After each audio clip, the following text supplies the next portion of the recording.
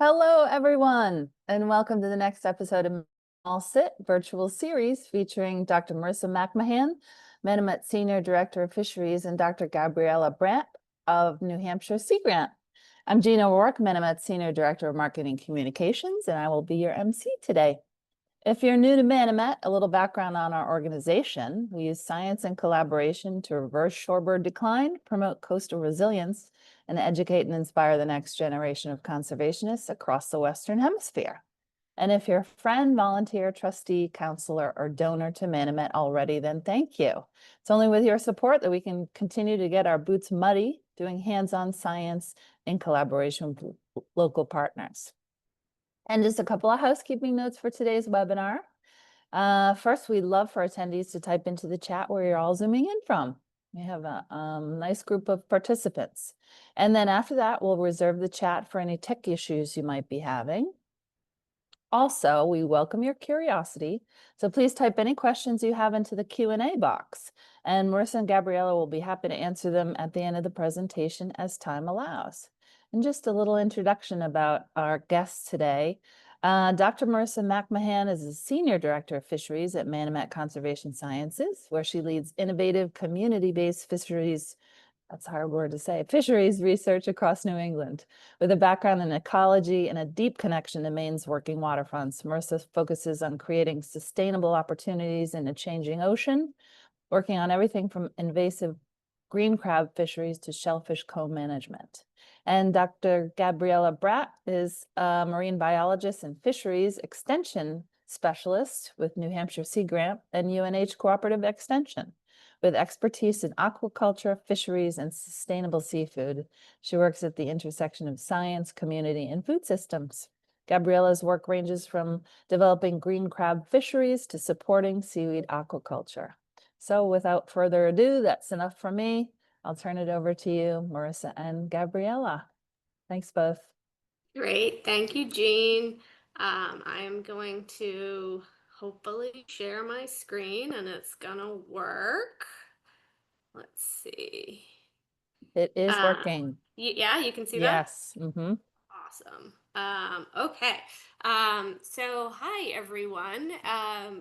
Gabby and I are excited to be here talking about green crabs today. We've been working together on invasive green crabs in New England for almost 10 years now, maybe a little less, but quite a while. And also, I just want to point out that this talk is sort of coinciding with something called Green Crab Week, which is ongoing. It's June 20th to 29th, and we're going to talk about that a little bit more towards the end of the presentation.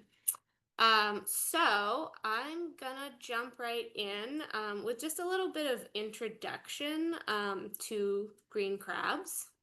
So this is a diagram of a green crab. They're called the European green crab, invasive here in the United States, and they're often found along the shoreline and in shallow subtidal habitat. So if you live in New England, or actually in many other places around the world, if you go down to the shoreline and you're finding crabs, you know, in tide pools or under rocks, it's a good chance that those are green crabs.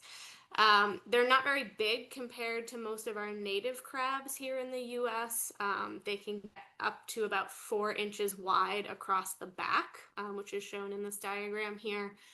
So that's quite a bit smaller than native species like Jonah crabs or blue crabs. And they're also often identified by the 5 sort of spines that are on either side of the eyes, which again is pointed out in this diagram.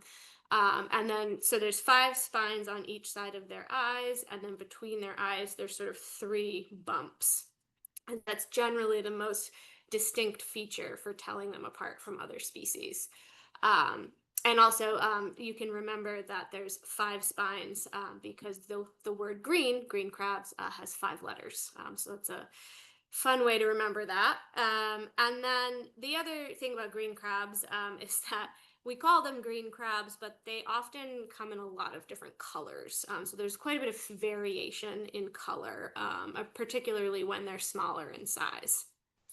Okay, so that's just an intro to the species. This is a little overview of the green crab invasion.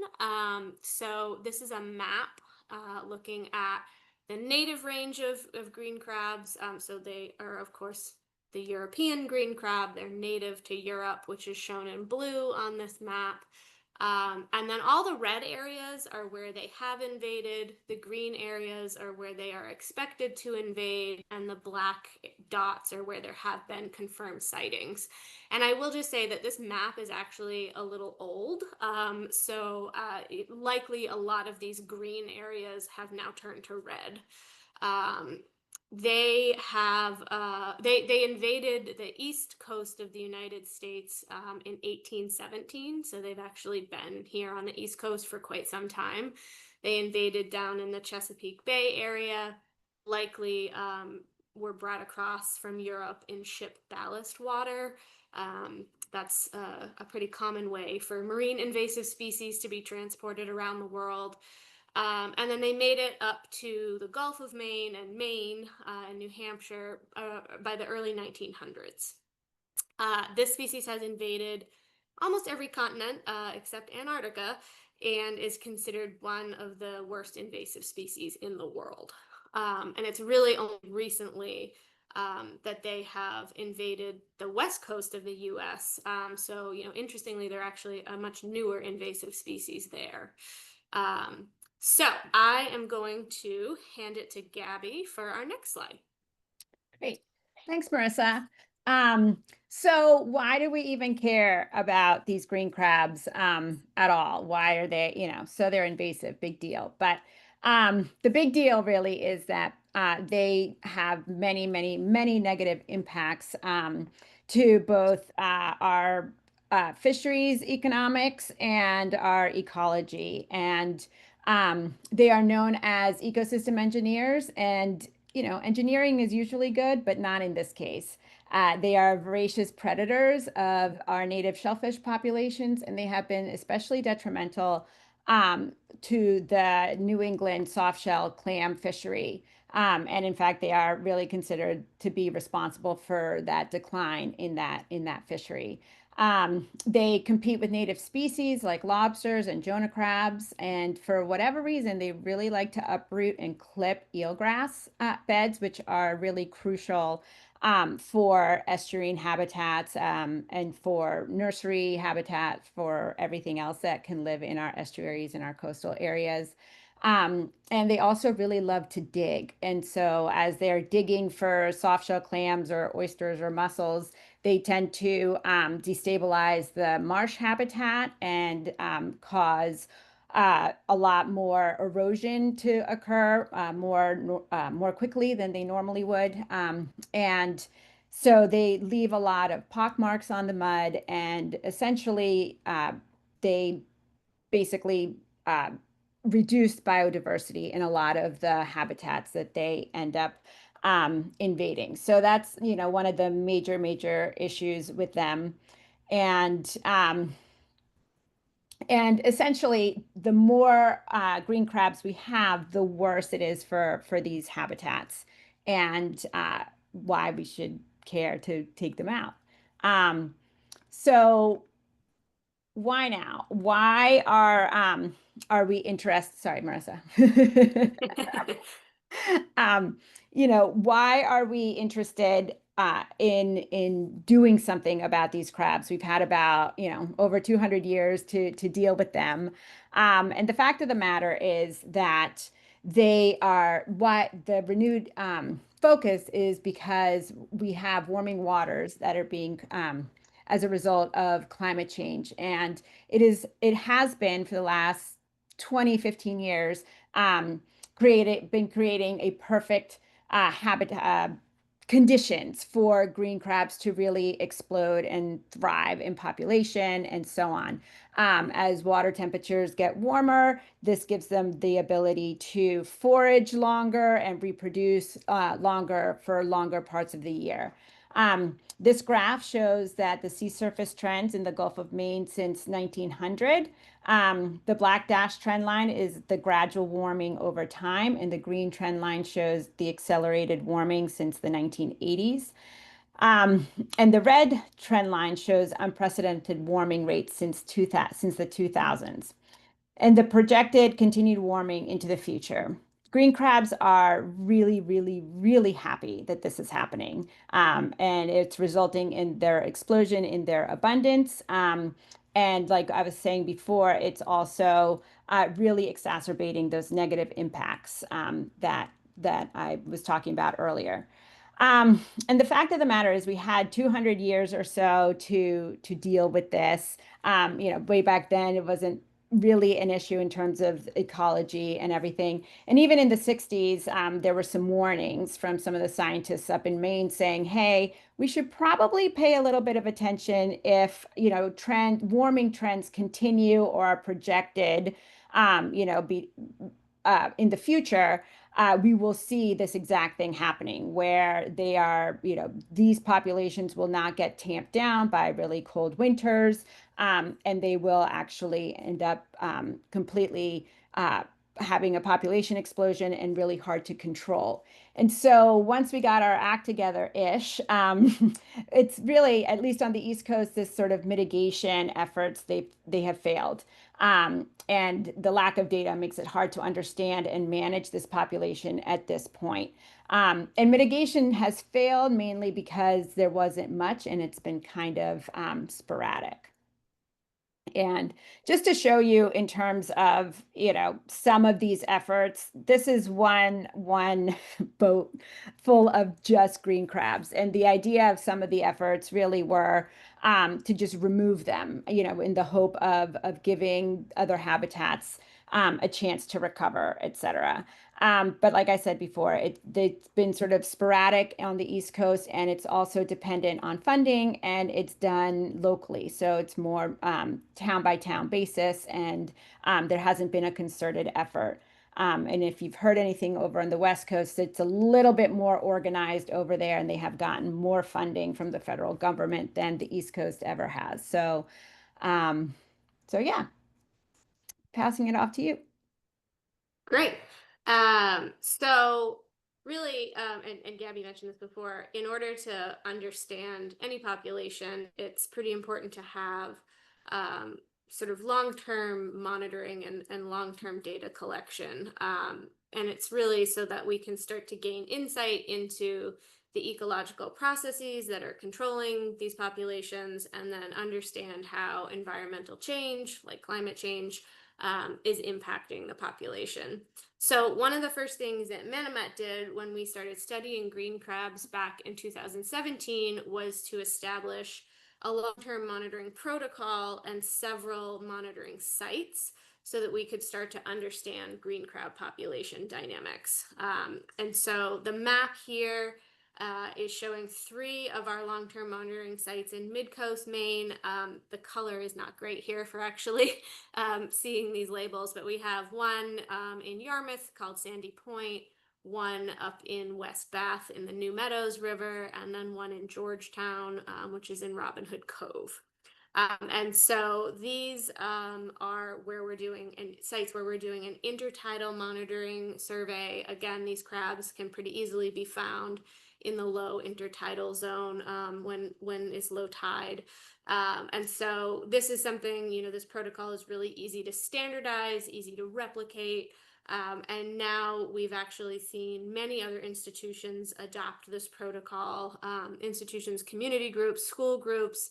And, so now we have folks who are out monitoring using this protocol across several thousand miles of coastline in the Gulf of Maine. And this is just a really small example of some of the data that we've collected. So this is looking at density over time at each site. So each site here is a different color, and then this is grouped by year, 2018 to 2023. And then we're looking at the number of green crabs per meter squared on the y-axis there. So really the take home here is that we're seeing an alarming increase in density at some of our sites over this time period. You can particularly see that at the New Meadows site, which is those purple bars.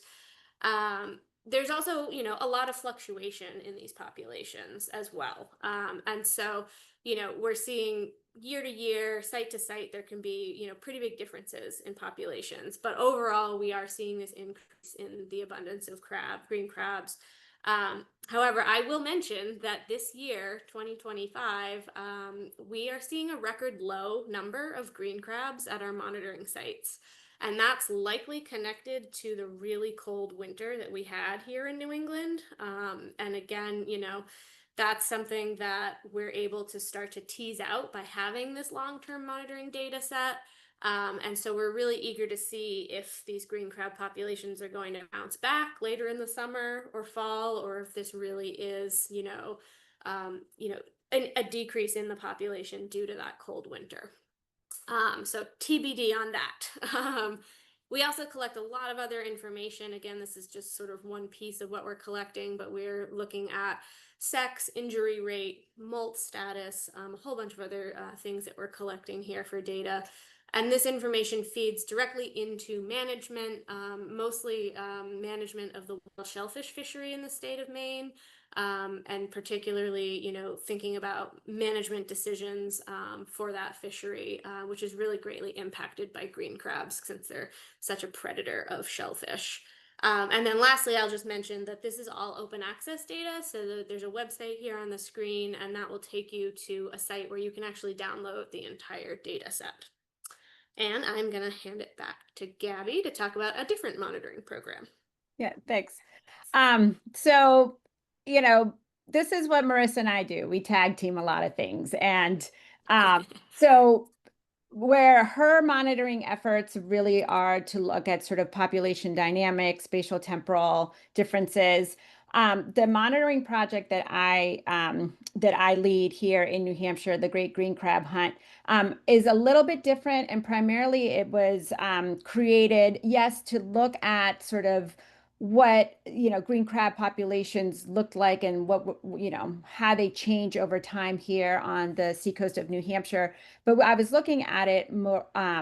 My goal was to look at it from more of a fishery development perspective, in that we were looking for anything that we could find on sort of hotspots, if we could determine hotspots of molting crabs, with the idea that if we could figure out where and when they were molting on the seacoast, we could then direct fishers or anyone who wanted to get involved to those sites so that they could harvest and collect soft shell crabs and things like that. So while at the same time giving us an idea of, sort of the seasonality of molting and so on. And so the Great Green Crab Hunt was really developed as a way to collect those data, but also to spread awareness. So it's really a participatory science field-based program, and it is part of our overall New Hampshire Green Crab Project. It is, we really wanted to see if we could definitely say, yes, in June, this is when things molt, go here now. Don't go to this site over here because it's too, it's too difficult to get to, or they don't like to be there, that kind of stuff. But also it gave us the added benefit of not only increasing our opportunities to engage with communities, but also having a broad range of audiences participate in collecting real science for real reasons, and so on. So we piloted in 2017, and we actually began collecting data in 2018. And it does monitor coastal areas in New Hampshire, not year round, just because I'm a wimp and I don't want to go out and have these sessions in the middle of January. And it's also access is more difficult anyhow. So we monitor from April to October. It usually coincides with the Citizen Science Day and Earth Day, and it ends with Seafood Month. So that was sort of our rationale behind that. And like Marissa, we also have an open data source platform online called Anecdata. And for more information, feel free to get in touch with me about it. but essentially it allows for wide coverage and consistent in the field data collection. And you can do it anywhere. So we have volunteers that will submit reports of, or monitoring of green crabs from, everywhere. We have reports from Mount Desert Island in Maine. We have reports from, in Massachusetts and things like that. So not only is it an organized, every month kind of hunt, but also it allows people to learn how to do it and then go off on their own and start monitoring as well. So it also has that crowdsourcing component to it. And we've been doing, like I said, we've been doing this since actually collecting data since 2018, and we are finally able to look at putting together all these data. We also collect size, sex, color, where they're found on the intertidal. Are they soft? Are they hard? And so we're finally putting a data dashboard together that is interactive, and it will allow our volunteers. We've had close to 2,000 volunteers over this time participate in these hunts, and it will allow everybody really to interact with the data. So we have it set up by the sites that we've sampled, by the year. You can sort to see how many hard shells were discovered in 2019 at a certain site, or you could look at it all at once. So it's been really fun to be able to finally see all of this effort and data collection that we hope fishermen or even aquaculturists in New Hampshire can actually use for their own information about sighting, or whether or not they really would like to participate in sort of a quote unquote fishery for green crabs. So yeah, back to you, Marissa. Perfect. Okay, so we are going out there, we're collecting all kinds of information on green crabs. That's great. It's telling us a lot about them. But it still leaves us with this question of what do we do about green crabs? And, as we've sort of been leading up to here, we know they're increasing in abundance. We know that this is exacerbating their harmful impacts. Mitigation attempts really haven't worked, at least here on the East Coast. And we know that this species in particular, just eradication is not an option. So with these sort of barriers that we are running up against, that's what led us to this if you can't beat them, eat them concept. Or basically, if you're given lemons, make lemonade or green crab stock. So there's really lots of examples out there of market development as a way to control invasive species. There's just a few here pictured. So Asian carp is that picture on the top. That's a huge problem in the Midwest, invasive species. There's actually quite a few different markets that have been established for that species now, which is providing, sort of a way to start harvesting the species, but also opportunities for fishermen. Lionfish is another example. You can actually buy lionfish at Whole Foods now. Lionfish is a really big problem in tropical reef environments. And then there's actually even whole cookbooks that are dedicated to this theme of trying to eat invasive species. So, when we started thinking about this with green crabs, there was sort of a lot of potential challenges. Green crabs, as I mentioned before, are much smaller in size than our native crab species. So, it's kind of hard to just put them right into the same sort of markets that our native species are in. A lot of our native crab is in a picked meat market because they're big enough that you can actually pick the meat out of them. That doesn't really work with green crabs. So we started to look elsewhere to see what we might learn from other parts of the world.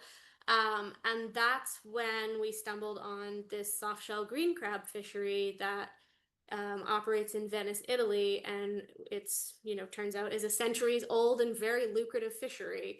And so this was actually something that a local community partner discovered, because at the time he was working periodically in Venice and discovered this delicacy called moeke. And so that, was in fact deep fried soft shell green crab, which is pictured here on the left. And then there's also a couple of other photos here. The top photo on the right are the fyke nets in the Venetian lagoon that they set out to harvest crabs. And then at the bottom, just some fishermen who are sorting through their crab catch. So, this was all sort of happening, but then unbeknownst to us, Gabby was also starting to explore the soft shell fishery. But really, we were kind of working in isolation for at least the beginning, and just had no idea what each other were doing. And but when we happened to stumble upon, each other's work, that was sort of when all the light bulbs went off, and we teamed up. Yeah, again, way back in 2017, and I've been working on this ever since. And we're pretty lucky to secure a NOAA Salt and Cell Kennedy grant that really allowed us to start launching a lot of this to sort of the next level. And so that's what Gabby is going to talk about next. Yeah, so, as scientists, we definitely, like to keep our data to ourselves, and we work in our own silos. But just a shout out for collaboration. This is probably one of our favorite partnerships, but has been our most successful partnerships, because in the years that we've been working together, really the whole landscape of green crab fishery development, research, monitoring has really changed here in New England, thanks to many efforts. But I really do think that Manomet and New Hampshire Sea Grant have really pushed the needle on this on the situation.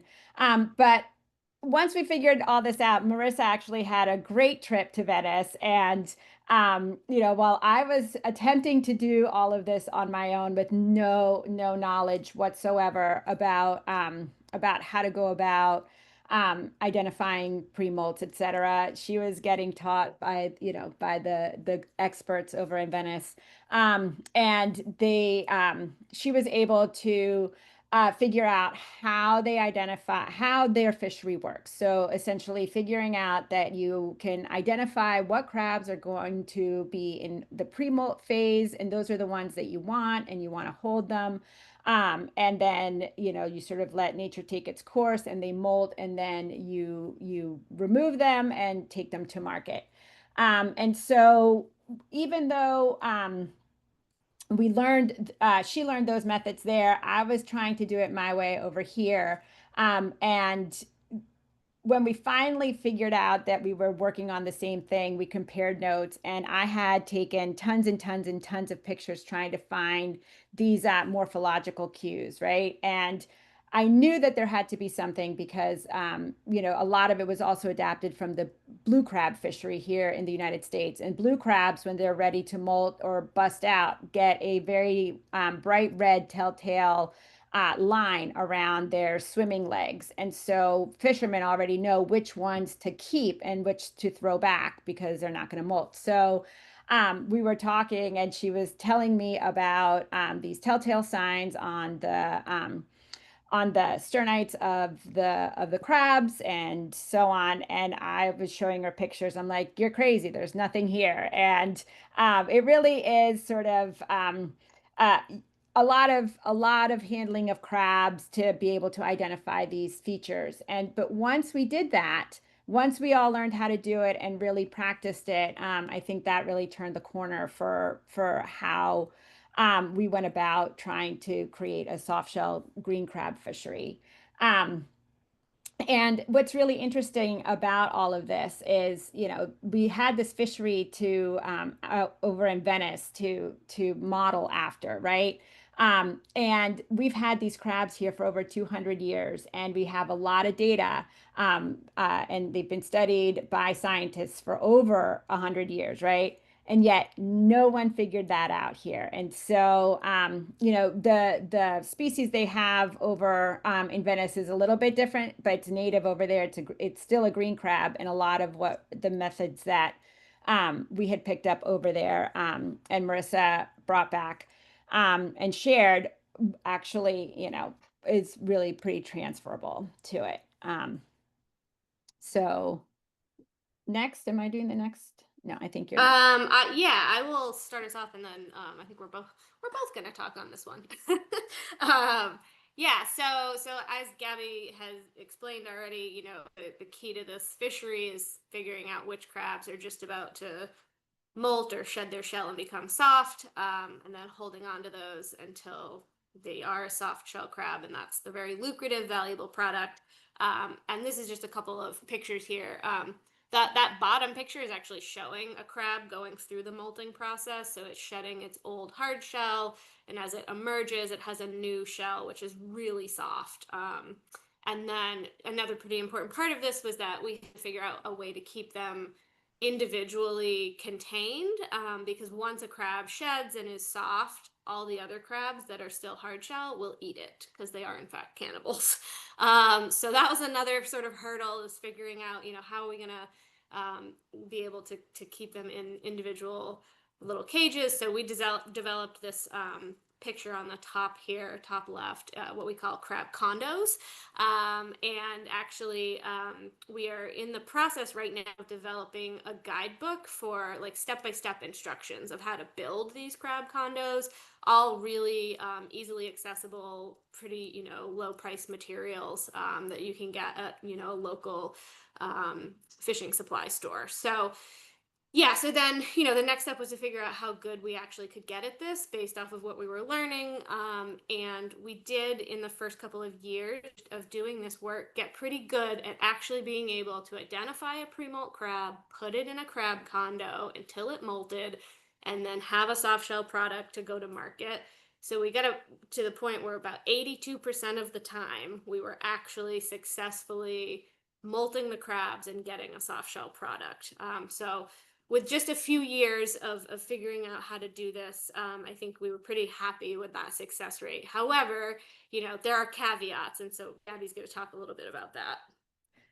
Yeah, and I'm looking at the time too, so I won't go into it too much. But so while Marissa's having this amazing success, keep in mind she did get, insider trading information from the Venetians.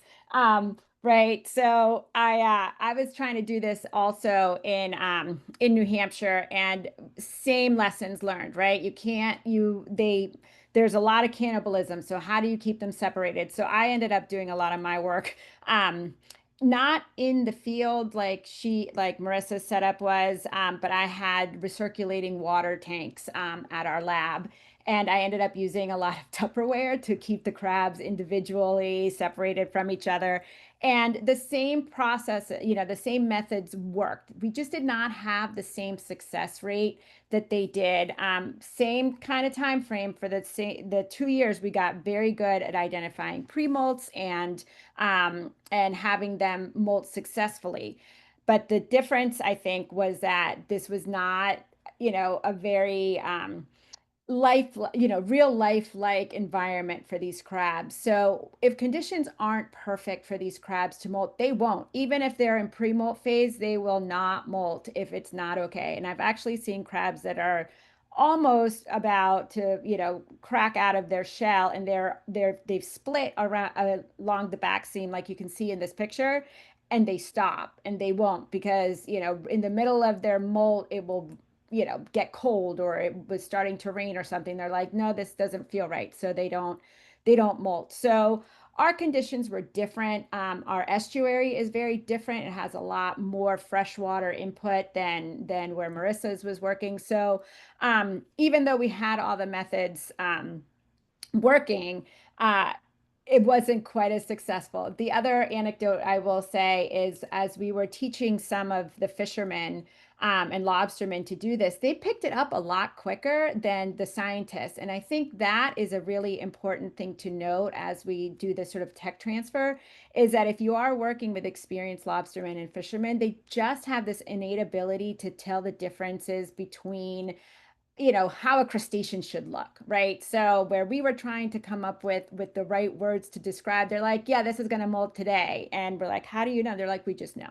So that was kind of a fun thing. And eventually they were able to say, well, if look at this opaqueness and so on and so forth. So that was really cool. But in the end, technically, yes, we all got much better in the same amount of time, but Marissa was a pro at it. So go ahead. Yeah, just also recognizing the time. I think maybe Gabby, I'll just go quickly through these last slides because I want to leave plenty of time for questions. Yeah, so kind of the next phase of this was to do some of that tech transfer Gabby was mentioning. We worked directly with fishermen to, see if this was something that could be sort of like a side business that you add into your regular fishing activities. So we had two fishermen in particular who were producing soft shell crabs, and they, on sort of a pilot scale, were able to produce 100 soft shell crabs a week.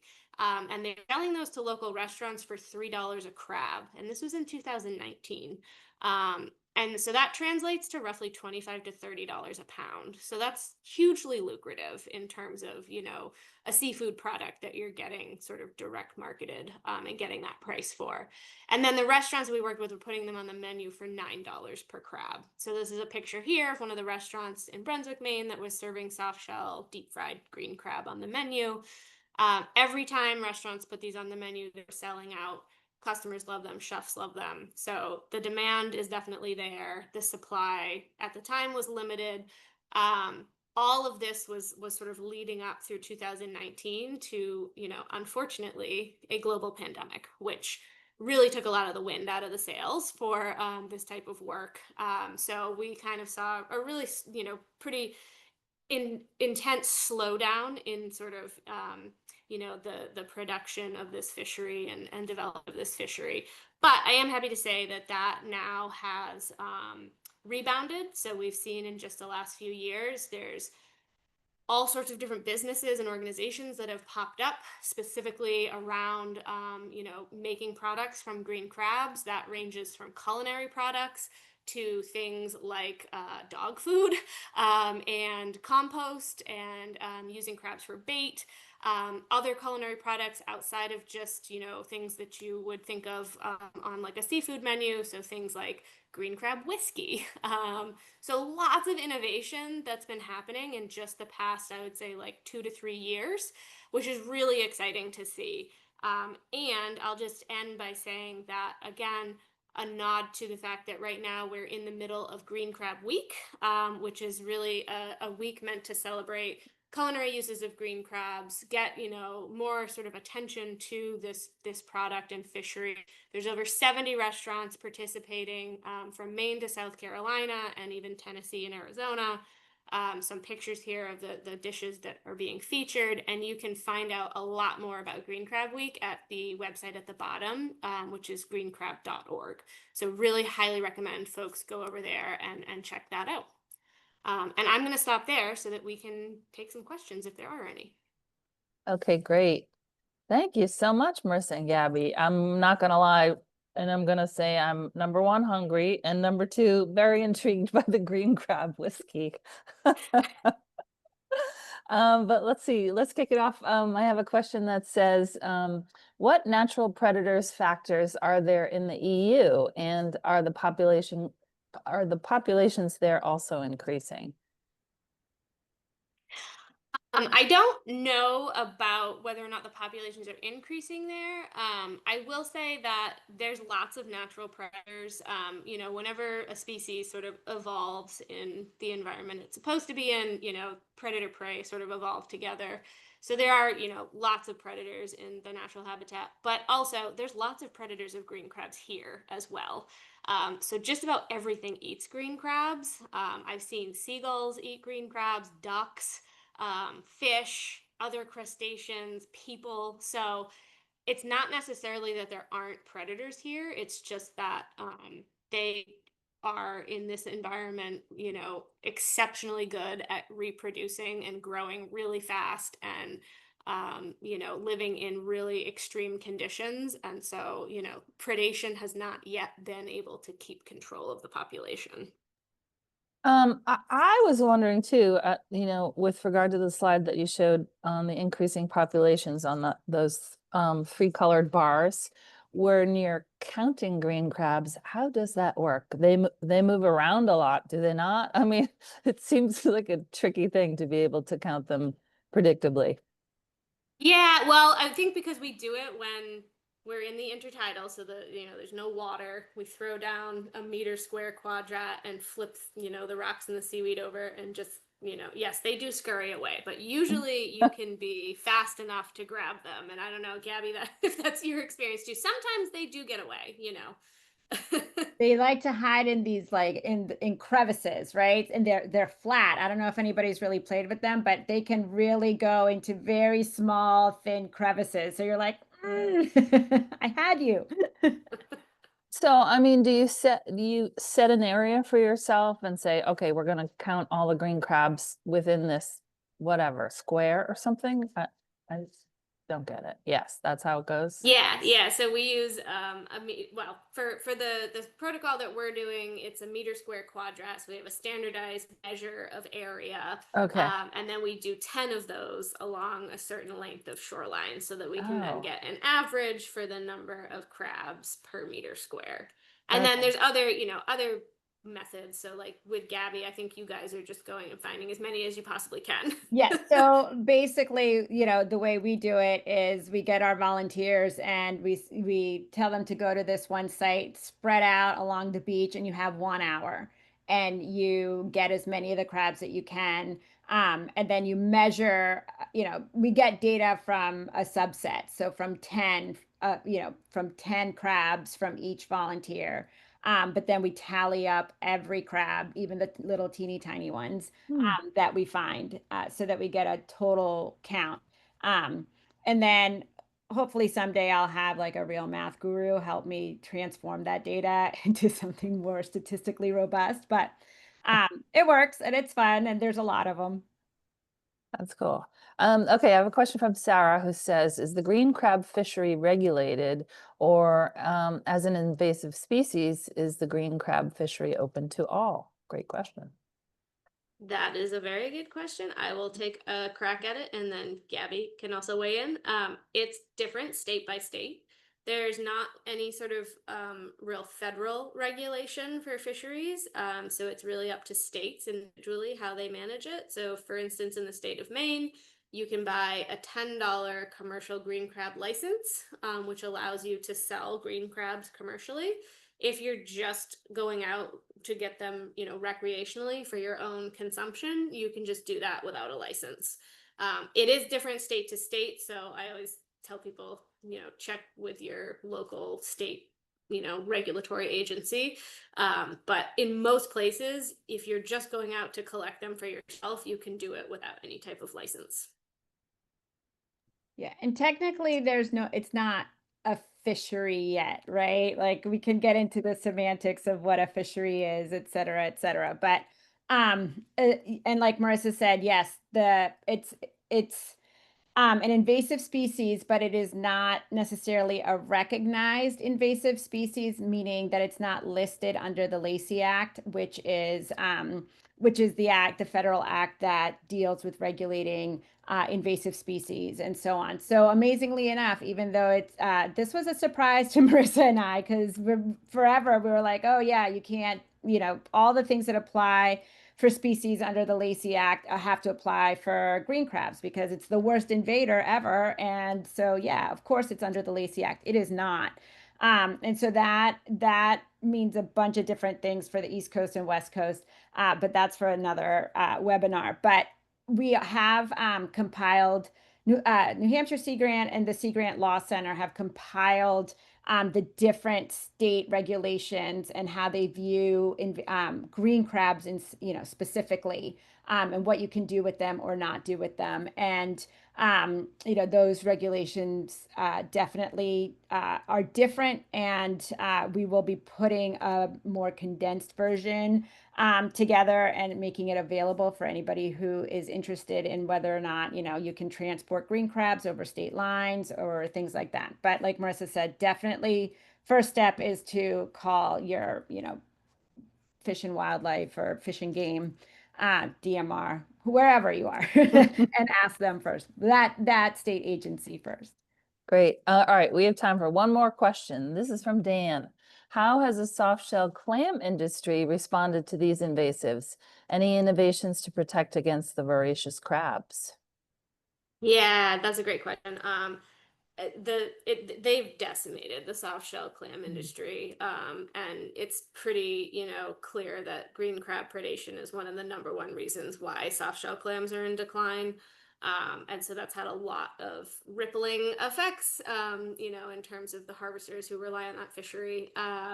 So there are definitely ways that you can protect using like predator netting, things like that. It's not necessarily all that easy to do. It's really, pretty time and labor intensive to do that type of predator protection work. And in some instances, it still isn't enough. So it's a major factor in the decline of that fishery, and one of the, reasons to incentivize ways to remove green crabs. Okay, great. That brings us to our time. I want to thank you so much, Marissa and Gabriela, for sharing that interesting work. Actually, I'm going to put, if you want to learn more about Marissa's team's work in fisheries, there you go. Check out that link. And then Gabriela's Sea Grant, New Hampshire, if you want to dig deeper later on your coffee break, please explore. And if you want more Manomet, please visit our events page. We have a bunch of stuff happening: trivia nights, a preschool story time, bird walks, a shorebird paint night coming up. So a lot of fun stuff happening. And if you want to learn more also about Manomet, visit our website, join the conversation on our socials. This webinar is going to be linked up on YouTube in the next day or so.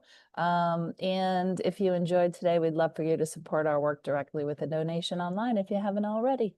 Again, thank you, Marissa and Gabby, for that very cool talk. I learned a lot. I'm going to visit my local liquor store and take a peek for green crab whiskey. It's there. During Green Crab Week. That wraps up another edition for us, everyone. Hope you have a great summer, and thank you so much. Take care. Thank you. Bye-bye. Bye.